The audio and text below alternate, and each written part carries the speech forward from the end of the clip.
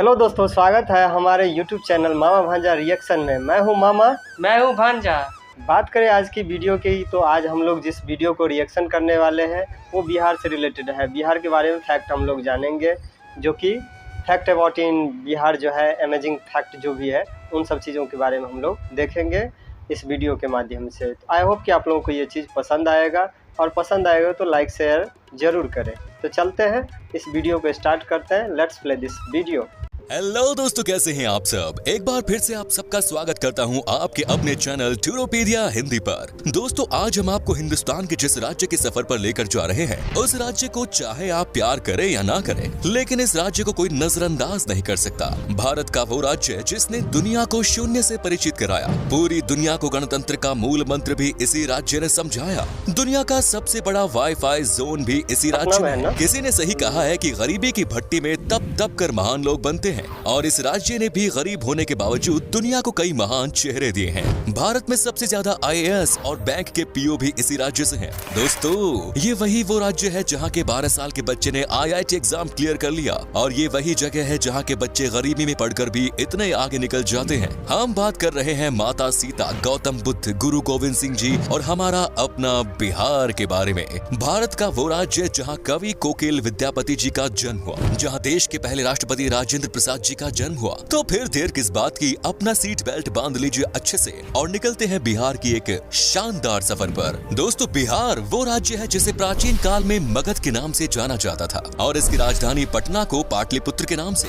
बिहार का इतिहास उतना ही पुराना है जितना भारत का। यहाँ मौर्य, गुप्त आदि राजवंशों से लेकर मुगल शासकों ने राज किया है। माना जाता है कि बिहार शब्द की उत्पत्ति बौद्ध विहार के विहार शब्द से हुई, जिसे बाद में बिहार कर दिया गया। बिहार को उत्तर में नेपाल, पूर्व में पश्चिम बंगाल, पश्चिम में उत्तर प्रदेश और दक्षिण में झारखंड ने घिरा हुआ है। 1912 में बंगाल के विभाजन के समय बिहार अस्तित्व में आया। सन 1935 में उड़ीसा और सन 2000 में झारखंड को बिहार से विभाजित कर दिया गया। बिहार वो राज्य है जो भारत के इतिहास में साहित्यिक, ऐतिहासिक, धार्मिक सभी स्तर पर महत्वपूर्ण भूमिका अदा करता है, और आज भी बिहार शिक्षा, संस्कृति और सामाजिक दृष्टि से उतना ही समृद्ध है जितना कि पहले था। आपको जानकर हैरानी होगी, लेकिन ये सच है कि सिर्फ इतिहास के पन्नों पर ही नहीं बल्कि वर्तमान में भी बिहार दुनिया में जगमगा रहा है। बिहार की राजधानी पटना में दुनिया का सबसे बड़ा वाईफाई रेंज जोन है। एक दो नहीं बल्कि पूरे 20 किलोमीटर के दायरे में इंटरनेट की मुफ्त सुविधा का फायदा उठा सकते हैं। दोस्तों, देश में उत्तर प्रदेश के बाद सबसे ज्यादा IAS ऑफिसर बिहार की भूमि से ही निकलते हैं। बिहारी लोगों के दिमाग बहुत तेज होते हैं। ये लोग सबसे ज्यादा गणित में तेज होते हैं। यहाँ लोगों का दिमाग बड़े तूफानी से चलता है। हालांकि 1990 के पहले IAS ऑफिसर्स के मामले में बिहार लिस्ट में पहले स्थान पर था, लेकिन इसके बाद से इसमें गिरावट आने लगी। बिहार के युवा का ध्यान अब IT सेक्टर में अधिक लग रहा है, लेकिन पिछले कुछ सालों से दोबारा से बिहारी स्टूडेंट्स में IAS के प्रति रुचि देखी जा रही है। दोस्तों, बिहार की डेवलपमेंट रेट आज 14.48% है, जो कि ये साबित करती है कि बिहार देश तेजी से बढ़ने वाले राज्यों में सबसे ऊपर है।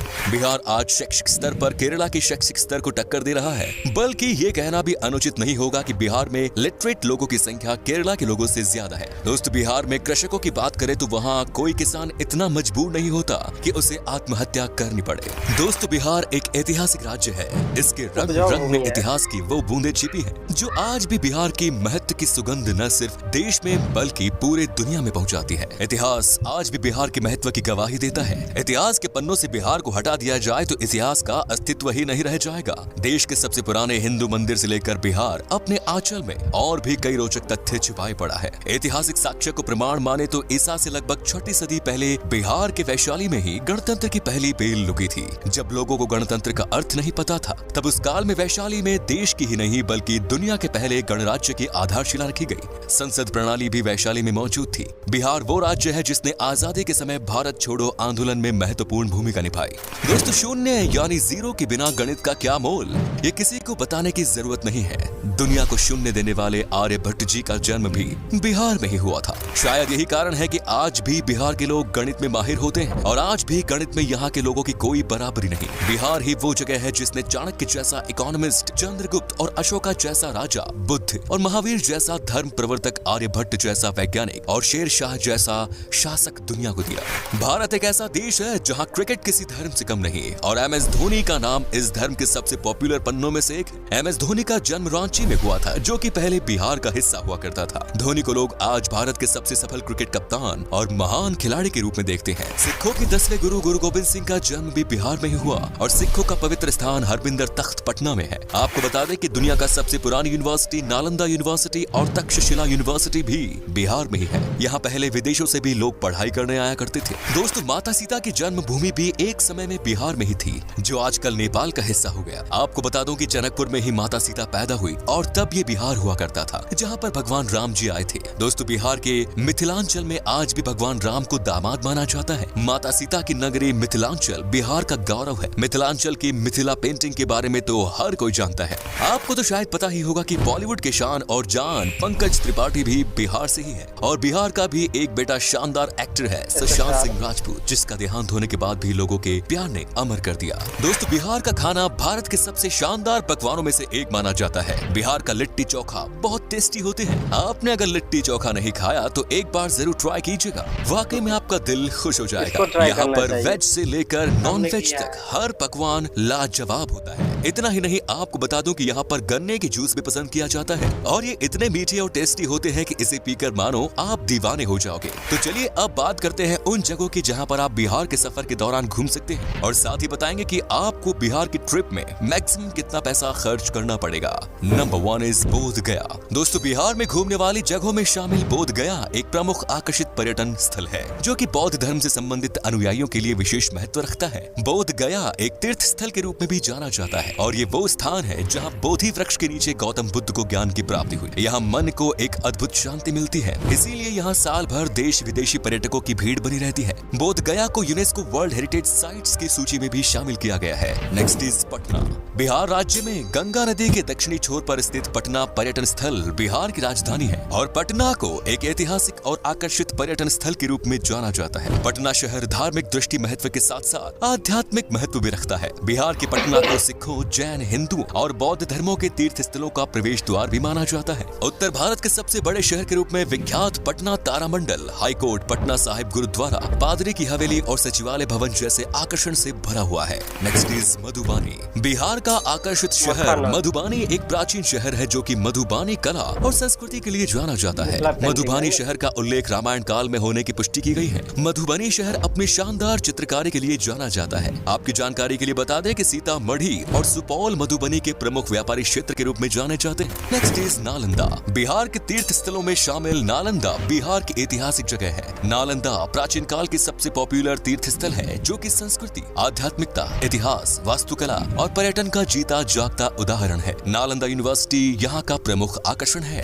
Next is Vaishali. वैशाली तीर्थ स्थल बिहार का वो धार्मिक स्थान है जहाँ भगवान महावीर का जन्म हुआ। वैशाली बिहार का एक छोटा सा जिला है, जो कि बौद्ध, जैन और हिंदू धर्म से संबंधित अनुयायियों के लिए एक तीर्थ स्थल के रूप में जाना जाता है। माना जाता है कि वैशाली नाम महाभारत काल से संबंध रखता है, जो कि राजा विशाल के नाम पर रखा गया। Next is Munger. बिहार के मुंगेर पर्यटन स्थल मिडलैंड के नाम से भी जाना जाता है। ये मुंगेर के प्रसिद्ध मंदिर पूरे देश में प्रसिद्ध है और अपने यहाँ आने के लिए पर्यटकों को आकर्षित करते हैं। मुंगेर को Bihar school of yoga seat के लिए भी जाना जाता है। मीर कासिम की राजधानी के रूप में जाना जाने वाला मुंगेर शहर अपने प्रमुख आकर्षण श्री कृष्णा वाटिका, सीता कुंड, मन पत्थर और दिलवरपुर जैसे आकर्षण के लिए बहुत प्रसिद्ध है। Next is Muzaffarpur. बिहार के प्रमुख आकर्षण में शामिल मुजफ्फरपुर बागमती और लखनदेई नदियों के पास स्थित एक सुंदर शहर है। यहाँ की लीची सबसे पॉपुलर है। मुजफ्फरपुर बिहार की राजधानी पटना से लगभग 71 किलोमीटर दूर है। वज्जिका भाषा मुजफ्फरपुर में सबसे अधिक बोली जाने वाली भाषा है। Next is Bhagalpur. बिहार के सिल्क सिटी के नाम से प्रसिद्ध भागलपुर एक ऐतिहासिक शहर है, जो कि पावन गंगा नदी के दक्षिणी तट पर स्थित है। भागलपुर बिहार का तीसरा सबसे बड़ा शहर होने के अलावा यहाँ के प्रमुख शैक्षणिक संस्था के लिए भी जाना जाता है। भागलपुर के प्रमुख आकर्षण विक्रमशिला गंगेटिक डॉल्फिन सेंचुरी है, जो कि पर्यटकों को अपनी ओर आकर्षित करता है। बिहार का भागलपुर अपने रेशम के उपयोग के लिए पहचाना जाता है। Next is Pawapuri. बिहार के धार्मिक स्थलों में शामिल पावपुरी नालंदा जिले में स्थित है और जैनियों के लिए किसी तीर्थ स्थल से कम नहीं। आपको बता दें कि पावपुरी शहर एक समय में मौल महाजनपद की संयुक्त राजधानी के रूप में जाना जाता था। था। पावपुरी वो धार्मिक स्थान है जहाँ भगवान महावीर को 500 ईसा पूर्व में दफनाया गया था। पावपुरी घूमने के लिए पर्यटक भारी संख्या में आते हैं, जो कि राजधानी पटना से लगभग 83 किलोमीटर की दूरी पर है। पावपुरी दर्शनीय जल मंदिर पर्यटकों के बीच बहुत लोकप्रिय है। Next is Hajipur. बिहार के प्रमुख शहरों में शामिल हाजीपुर भारत के ऐसे प्रसिद्ध स्थानों में शामिल है जो कि अतीत और वर्तमान को वर्षों से अपने आप में समेटे हुए हैं। हाजीपुर में भगवान बुद्ध का समय, इस्लाम और ब्रिटिश काल से जुड़े रोचक तथ्यों के लिए जाना जाता है। हाजीपुर की भूमि पर जैन धर्म के अलावा हिंदू धर्म से संबंधित कई मंदिर स्थित हैं, जो कि पर्यटकों की आस्था का केंद्र बने हुए हैं। आपको बता दें कि हाजीपुर में एशिया का सबसे बड़ा ब्रिज भी स्थित है। दोस्तों, आप अगर 7 से 8 दिन की ट्रिप पर जा रहे हैं तो लगभग 17 से 18 हजार के आसपास खर्च होगा, जो कि काफी सस्ता है। और बिहार में बस की बेहतरीन सुविधाएं हैं, जिससे आपको सफर में कोई परेशानी नहीं होगी। तो ये था बिहार। कैसा लगा हमें बताइए कमेंट्स में, और ये भी बताना कि आप कहां से हैं। बिहार और इसके टूरिस्ट प्लेसेस के बारे में अगर आप और जानना चाहते हैं तो कमेंट्स में लिखिए पार्ट 2। उम्मीद है आपको ये एपिसोड पसंद आया होगा। वीडियो को लाइक कीजिएगा और अपने दोस्तों और रिश्तेदारों के साथ शेयर करना ना भूलें। हमारे चैनल को भी सब्सक्राइब जरूर करें। वीडियो को अंत तक देखने के लिए शुक्रिया, धन्यवाद। तो यह वीडियो यहीं पे ख़त्म होता है, और इसमें हम लोग बहुत सारे ऐसे जो अमेजिंग फैक्ट था जो बिहार से रिलेटेड था वो सब हम लोग देखे इस वीडियो में, और इस वीडियो के माध्यम से जाने। वैसे तो कहे तो बहुत सारे ऐसे चीज़ें था जिसके बारे में और भी सारे चीज़ दिखा सकता था, बट इसमें जितना था उतना पर्याप्त था। बहुत ज़्यादा मतलब था, ऐसा नहीं कह सकते हैं कि इसमें बहुत सारे ऐसे चीज़ें था जो नहीं दिखाया गया, लेकिन कुछ ऐसे पार्ट जैसे है ग्लास ब्रिज है, राजगीर में जो नेचर पार्क है, नेचर सफारी है, इन सब चीज़ों के बारे में भी थोड़ा जानकारी और होना चाहिए तो बेहतर रहेगा। और बात करें तो मतलब इंडिया में बहुत ज़्यादा पॉपुलर जो है वो मखाना का जो मतलब टैग जो दिया गया है सेंट्रल गवर्नमेंट के द्वारा, तो वो भी मतलब मखाना जो है मिथिलांचल में होता है सबसे ज़्यादा।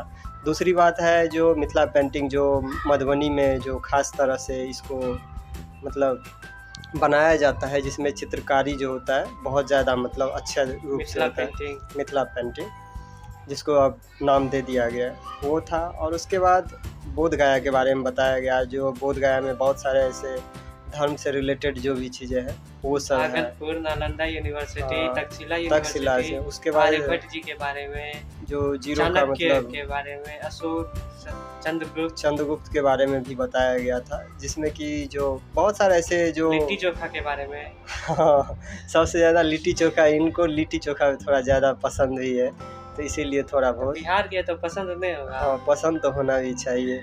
तो फैक्ट ये था जो कि बहुत सारे ऐसे मतलब महापुरुष है जो कि बिहार से मतलब रिलेटेड था, जो कि बहुत सारे मतलब काम ऐसे किए जो कि बहुत ही मतलब सहारा मतलब बहुत ज़्यादा मतलब तारीफ़ करने वाली बात है।